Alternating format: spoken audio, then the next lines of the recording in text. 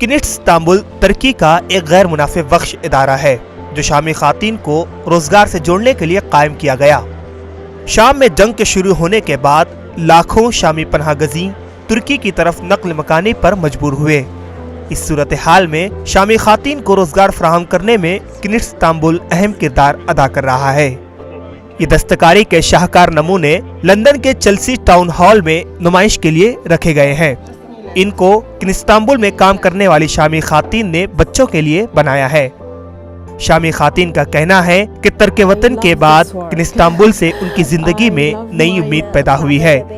इस काम से न सिर्फ उनकी माशी जरूरियात पूरी हो रही हैं, बल्कि उनको ज़हनी सुकून भी मैसर हो रहा है।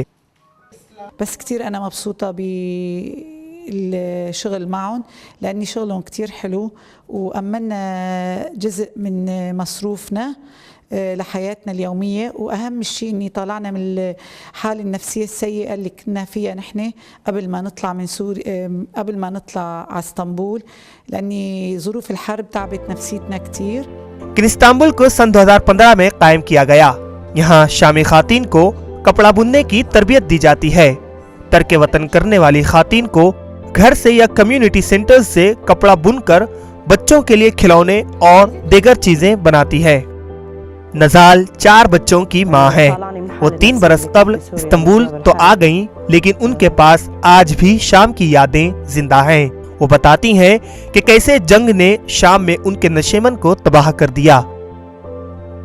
नजाल का कहना है कि इस पेशे से उनके अंदर एक नया जज्बा पैदा हुआ है। किनिट्स इस्तांबुल के कयाम की भी बड़ी दिलचस्प कहानी है। उसकी फाउंडर मलिका बुरून का कहना है कि जब शान की एक खातून ने उनके पहले बेटे के लिए बुने हुए कपड़े बनाई तो उनके दिल में किनिट्स इस्तांबुल के कयाम का इरादा हुआ। उनके प्रोडक्ट्स अब लंदन के इस क्रिसमस मेले में भी फरोख्त हो रहे हैं। The cash is one thing, but the Instagramming and the pictures that I'm able to send back by WhatsApp to the ladies is incredibly morale boosting for them, and they often say things like, gosh, well, you know, that cardigan got to Europe quicker than I did, and you know, but I think it's very moving for them to see their work being used and loved, and people are very supportive and send me pictures of the things in use. शाम की जंग से तकरीबन 60 लाख अफराद बेघर हो गए हैं, जिनमें से 35 लाख शामी शहरी तुर्की जाकर बस गए।